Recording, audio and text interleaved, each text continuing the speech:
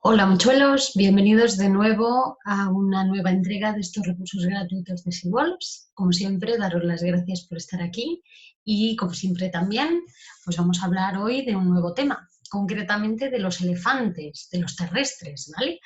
Que hay elefantes marinos también, pero vamos a hablar hoy de elefantes terrestres, ¿vale? Vamos a dejar un poquito el mar. Supongo que todos habéis oído hablar de aquello de los elefantes africanos y los elefantes asiáticos, ¿no? Como si fueran dos grandes grupos. Lo son, en realidad lo son, pero realmente la diversidad de elefantes es un poquito más compleja, un pelín más compleja. Y bueno, pues como siempre vamos a ver un poco lo que hay detrás de esa diversidad, ¿no? Y de esa pequeña complejidad. Veamos. Los elefantes pertenecen al grupo de los proboscideos, que simplemente es un orden dentro de los mamíferos, ¿vale? Donde están ellos solitos, no hay nadie más clasificado con ellos, ¿vale? Tienen gente emparentada, ¿vale? Otro tipo de animales que están emparentados con ellos, como los damanes o como los sirenios, ¿vale? Manatíes, dugongos, que son animales marinos, acuáticos. Sin embargo, dentro de su grupito están ellos solos, ¿vale? Solamente los elefantes. Tenemos un montón de familias, o unas cuantas, vaya, familias que contienen representantes extintos. Es decir, no vamos a entrar a hablar de ellas porque están todos extintos, han desaparecido, seguramente muchos de ellos os suenen, como los mastodontes, los mamuts, ¿vale? Pero es gente que está ahora mismo extinta y bueno, pues no vamos a pararnos a hablar de ellos más allá de mencionar simplemente que junto a los elefantes que conocemos a día de hoy, pues ha habido más gentecilla con ellos, ¿vale? En su orden, dentro de su grupo. Sí, comentaros que la mayor diversidad de elefantes no es la actual, ¿vale? Que a día de hoy nos queda solamente, digamos, un pequeño vestigio de lo que ha sido este grupo de los proboscideos en otros tiempos, ¿vale? Que ha sido mucho más variado y mucho más diverso. Nos quedan poquitas especies. Lo que os decía, antes hablábamos de asiáticos y africanos. Veis que yo os he puesto 3 especies, básicamente porque el Oxodonta africana, el elefante africano de toda la vida, pues ahora mismo se ha sugerido su extinción en al menos 2 especies. Hay incluso la propuesta de una tercera, pero bueno, esa tercera todavía necesita bastantes estudios realmente para poder confirmar que verdaderamente se trate de otra tercera especie diferente. No obstante, esas dos, Loxodonta africana y Loxodonta, cyclotis, sí que parece que tienen entidad taxonómica suficiente como para poder dividir a ese elefante africano que conocíamos tradicionalmente, ¿no? En 2 especies distintas. Ahora las vemos. Entonces, bueno, pues dentro de los elefantes actuales, que están todos en la familia Elephantidae, tendríamos esos africanos, el africano de toda la vida, el que conocemos de siempre, y este ciclotis, ¿vale? Que se llama también elefante de selva o elefante africano de selva. Ahora lo vemos. Y luego tendríamos otro género más, que es el Ephas, donde estaría ese otro elefante que conocíamos, ¿no? El elefante asiático. Entonces, bueno, pues aquí estarían, digamos, agrupados de esta manera, tendríamos a la diversidad actual de elefantes. No es una locura, ¿vale? Estamos hablando de 3 especies, quizá una cuarta. Para que los veamos, aquí tenéis un elefante asiático, ¿vale? Es el Ephas maximus, es el nombre de la especie. Ahora vamos a ver sus características, pero bueno, para que podáis echarle un vistazo así rápido. Esto sería una hembra de elefante asiático. Su área de distribución me parece importante también saber dónde viven, básicamente porque es una de las grandes diferencias, ¿no? Hemos hablado ya de africano y de asiático, pues evidentemente aquí tenemos el asiático en Asia, ¿vale? Lo tenemos desde la India, Nepal, toda la zona de los Himalayas, ¿vale? Myanmar, por ejemplo, por Tailandia, en Vietnam, Camboya, Malasia, lo tenemos en Sumatra y tenemos también una población en Borneo que está pintada de un color diferente, básicamente porque se desconoce su origen, ¿vale?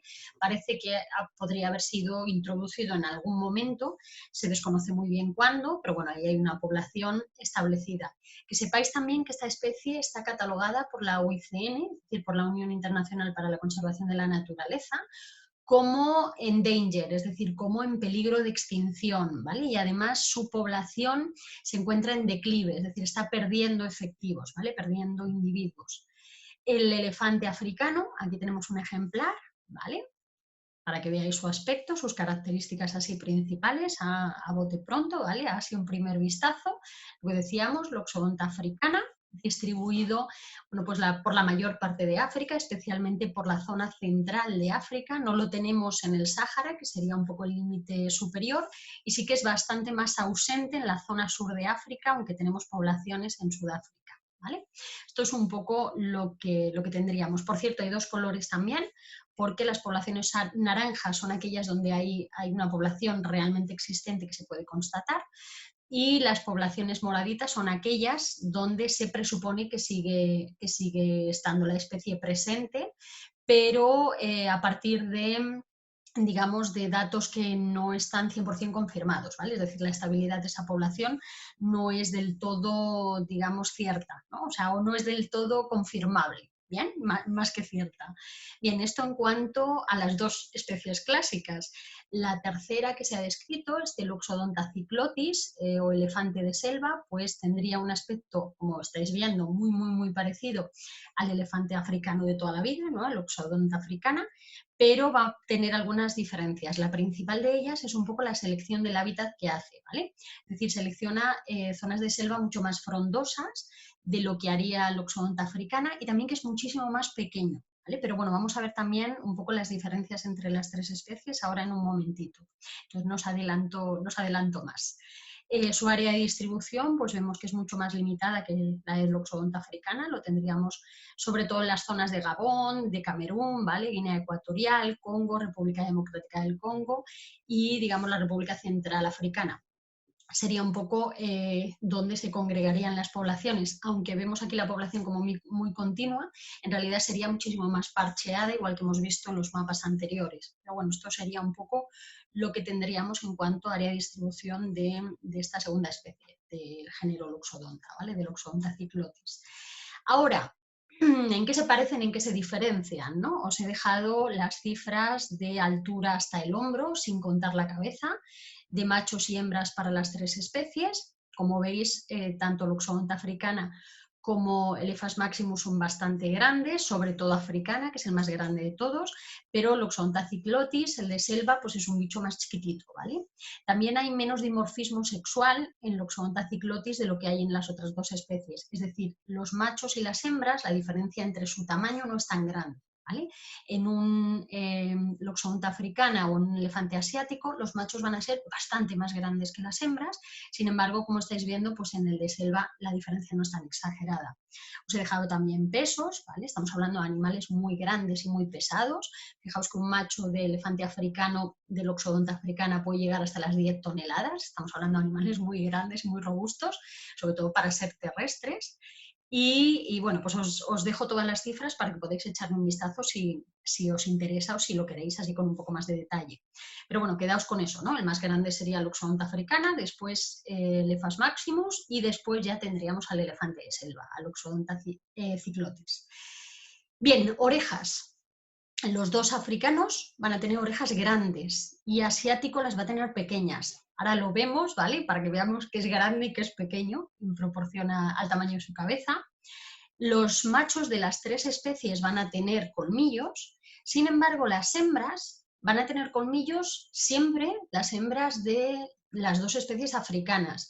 Sin embargo, en el caso de las hembras del elefante asiático, no suelen tener colmillos y si los tienen son unos colmillos que carecen de cavidad pulpar. ¿Qué significa esto? Que son unos colmillos pequeñitos, con un desarrollo pequeño, que no tienen esa cavidad rellena de pulpa, ¿vale? que tendrían el resto de colmillos de los machos o de las hembras de las especies africanas, ¿vale? Entonces su desarrollo mucho menor, ¿vale? Poco para que tengamos esa idea, o no tienen o muy pequeñitos. Las trompas, pues en los africanos van a tener 2 deditos y en los asiáticos van a tener solamente un dedo. Es decir, los africanos van a hacer esto con la trompa y los asiáticos, como solo tienen un dedo, van a enrollar el alimento. Pero bueno, ahora vemos las trompas y así también vemos lo de los dedos. Y las frentes también son diferentes, redondeadas en las especies africanas y escotada, es decir, como con un hachazo en medio, para entendernos, en la especie asiática. Orejas pequeñas, orejas grandes. Pues mirad, esto es grande, ¿vale? Las orejas del elefante africano son más grandes que el resto de su cara, ¿vale? Además, como truquillo, la oreja del elefante africano recuerda así como a la silueta del continente africano, ¿no? La oreja del elefante asiático, si la vemos proporcional a su cara, es más pequeña, ¿vale? No podríamos cubrir, digamos, toda la cara del elefante con su orejilla. En Cyclotis pasa exactamente igual que en Loxodonta africana, ¿vale? Es decir, esto es general para ambas especies del género Loxodonta, no solamente una de ellas, sino para las dos. En cuanto a los dedos de la trompa, pasa exactamente igual, ¿vale? Las especies africanas habíamos dicho que tienen 2 dedos, aquí lo vemos, ¿vale? Los 2 deditos, el superior y el inferior, ¿vale? Frente a esta es una trompa de asiático, veis cómo solamente tiene el dedito superior, aquí debajo no hay dedo. Entonces, un africano va a hacer así, ¿vale? Con los deditos de su trompa, y sin embargo un asiático, como solo tiene uno, no puede coger las cosas así, sino que va a tener que enrollar la trompa y entonces, por ejemplo, puede arrancar el alimento y llevárselo a la boca, frente a un africano que lo coge así como pinza y se lo lleva a la boca para comer, ¿vale? Diferencias en la estructura y también en la función, o por lo menos en la forma de utilizarlos. Y la última característica que nos quedaba era la frente, bueno, porque veamos qué significa eso de redondeado frente a escotado. Pues la frente de un loxodonta es continua, es redonda, ¿vale? Frente a la frente, valga la redundancia, de un asiático, que como veis tiene como 2 bollitos, redondeado, una escotadura aquí y nuevamente redondeado, ¿vale? Entonces con estos pequeños trucos es relativamente fácil distinguirlos y sobre todo, bueno, pues que nos quedemos un poco con esa idea de que tenemos una especie más de lo que al menos la mayor parte de la población mundial cree que existe, ¿vale? No solo el elefante africano, sino también el asiático. Y ese elefante de selva, ¿vale? Y una cosita que se me había olvidado comentaros, os he dicho que el elefante asiático está clasificado, ¿no? Se encuentra en peligro de extinción y con una situación decreciente de sus poblaciones. Y no os he dicho nada sobre los africanos. Los africanos se encuentran catalogados en la UICN como una única especie. No se ha querido extinguir en 2 de cara a su catalogación legal, porque digamos que eso podría poner en riesgo aquellos ejemplares híbridos que pudieran existir entre ambas especies, porque se quedarían un poco, digamos, descubiertos de protección, ¿vale? Y entonces, por una cuestión de protección de la especie, dado que es objeto de caza, tanto legal como ilegal, pues la UICN ha decidido mantenerlo como una única especie, simplemente, no porque no sean 2, sino simplemente de cara a su protección. Entonces, Loxodonta las especies africanas estarían catalogadas como vulnerables, ¿vale? Es decir, amenazadas, pero no tan amenazadas como la especie asiática, ¿vale? Como los ejemplares asiáticos. La diferencia, además, de que tienen un grado menor de amenaza, es que las poblaciones africanas estarían en aumento, ¿vale? Los individuos estarían creciendo en lugar de estar perdiendo los individuos como pasa en la especie asiática, ¿vale? Y ahora sí, dicho esto, muchas gracias por vuestra atención, gracias por estar aquí un día más y como siempre quedamos a vuestra disposición para cualquier cosa que queráis, que necesitéis, pues en nuestro email y en nuestro WhatsApp o donde nos queráis contactar, ¿vale? Muchas gracias por todo como siempre y hasta luego, mochuelos.